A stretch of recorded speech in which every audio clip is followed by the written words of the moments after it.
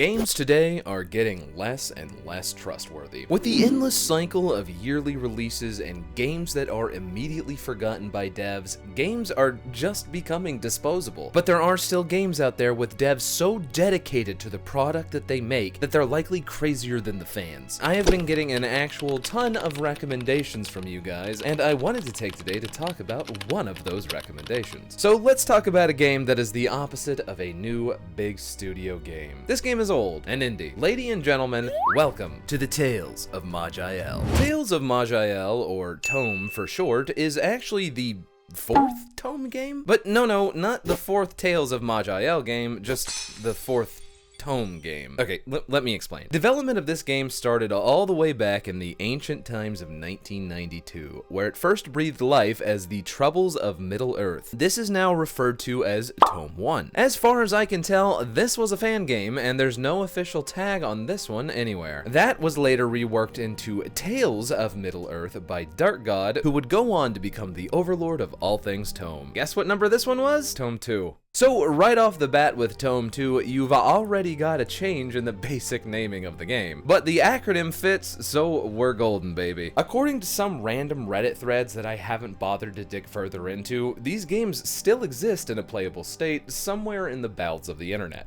I wonder if that's something I'm willing to do.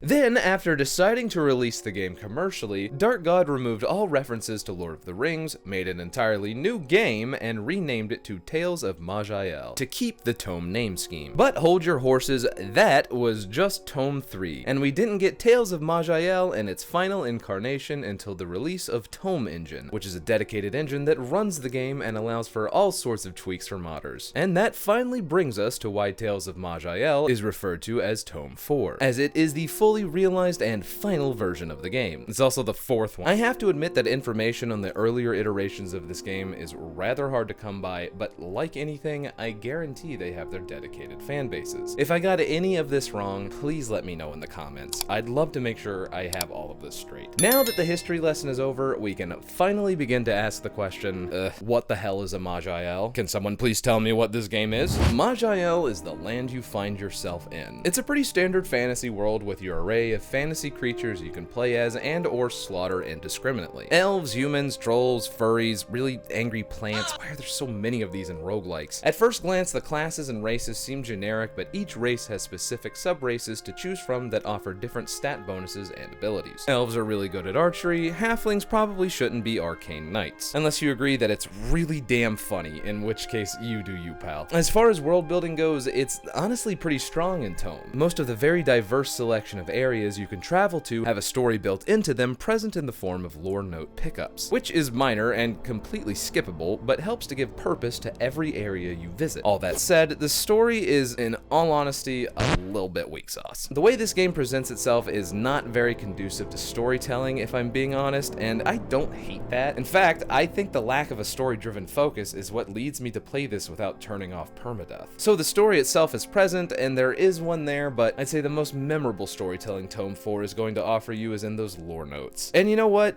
That is completely fine. As someone that usually very highly values the story in a game, I'm completely cool with treating Tales of Maj'Eyal as a roguelike that I might one day see the whole story of, because I still haven't. Alright, cool, nifty. Now you know about what ToME is, but now it's time to take a look at the game itself. What does a run of ToME 4 look like? Every run of Tales of Maj'Eyal starts with your race and class selection. This screen is most commonly seen directly after deciding that the big enemy in the distance definitely poses you no threat. Class customization is surprisingly in-depth, and every class has its own unique skill tree. Choosing a race and sub-race presents you with skill changes based on their presets, and you can use that to in turn make the best decision for what race to choose for the class you want to run this time. Or vice versa. I ran an archer because I wanted to give an elf a shot, and old Ponce McDandy Elf ended up being one of my favorite characters thus far. Shame about what happened to him though. Anyway, choosing a race also determines your starting location and quest, though most if not all characters will have immediate access to the world map. Your reason for starting is usually something about seeking more from the world and setting off, or crying because you're an elf, or something like that. Okay, now, it's finally time to start a run of Tales of Maj'Eyal.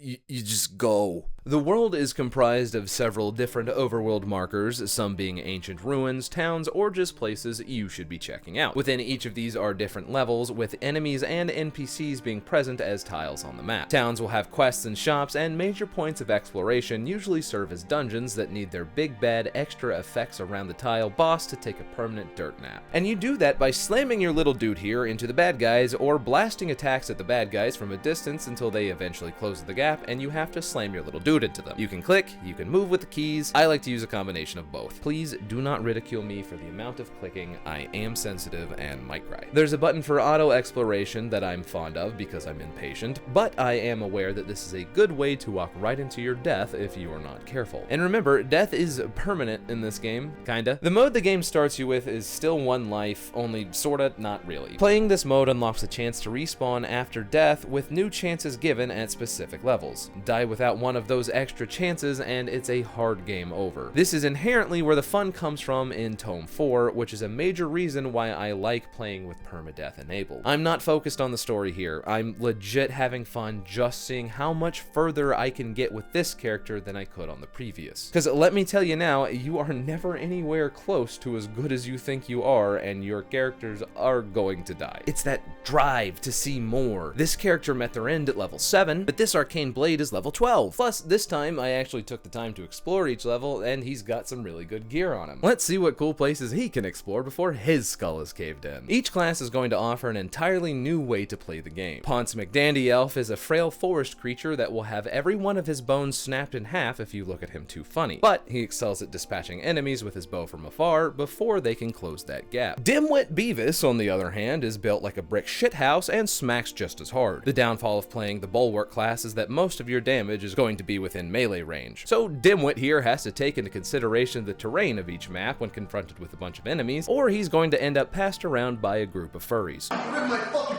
I'm sure it comes as no surprise that throughout a run of ToME, you're going to be picking up new pieces of loot that you find from exploring or killing tough enemies. As you leave each screen, you will be given the option to review every piece of loot that you picked up. Anything you don't equip or move into your inventory is automatically turned into gold. You don't have to lug every piece of equipment you find back to town to sell it in the hopes of making an actual pittance when your fancy old transmogrification chest turns it into gold for you. And there are tons of really cool places to explore. It's almost like the game rewards you for living a long time with cooler and cooler places to explore and mercilessly butcher your way through. This is why Tales of Maj'Eyal is touted as endlessly replayable. Death is a setback, sure, but it's actually shocking how strong the drive to immediately re-roll and try again is. And what's crazy is the amount I'm willing to try new things and just explore. Got my ass handed to me here, probably because I didn't pay attention to the level range, so let's find somewhere with a lower one to go through first. Playing the game is a joy in and of itself, and it's quite unlike any other game I've come across in a long time. There's a story here, but the gameplay itself is what's going to pull you back in time and time again. As you explore, you'll also find randomly generated quests that typically involve escorting some hapless soul to a portal hidden amongst a forest full of living trees that want to tear you limb from limb. Rewards are usually worth it though. Permanent stat ups or skill gains aren't something you should turn your nose up at. There are several static storyline quests, but don't expect too much pomp and circumstance surrounding them. The quest you get after completing your intro quest is quite literally to just explore a few nearby dungeons and kill their bosses. You just get it. It just pops up in your journal. But like I said before, you don't play this game for the story. It's nice, but the coolest part of progressing the main quests is how it affects the world. The overworld map has a lot going on with it. At first glance, you might not believe that though. There are tons of places to explore, and new locations have a sparkling effect on them to indicate you haven't visited there yet. There are roving gangs of bandits that can ambush you as you wander, but there are also patrols from the nearby kingdom keeping the land safe. You can find quest givers, unlock hidden locations, and following the main quest leads to new changes to locations you've already been to, and new quest lines to follow in their own right. The world itself is very much a character in this game. Honestly, maybe even the strongest or best character in the whole game. It's alive and evolving, but it still asks you to explore it to your heart's content. With all the dedication and effort put into making Tales of Maj'Eyal what it is today, it's no wonder that it's managed to stick around in some iteration since the early 90s. It's the world, it's the attention to detail and surprising depth to the mechanics, mechanics, and it's the fact that when you run out of lives, it's game over. The gameplay loop centered around that permadeath mechanic is honestly genius. I've played roguelites, games where death is the end of the run, but there's still an overall sense of progression, that have a weaker gameplay loop than Tales of Maj'Eyal. And that's just the main campaign, by the way. There are unlockable game modes, including an arena, and there are even a few DLCs for it. With all of that, the nearly 2,000 achievements to unlock, and open source mod support, you could play this game for the rest of your life, and still never run out of things to do or find. And in a world where new games are $70 or more, it's nice to know you can pick up Tales of Maj'Eyal for $7. Or, you know,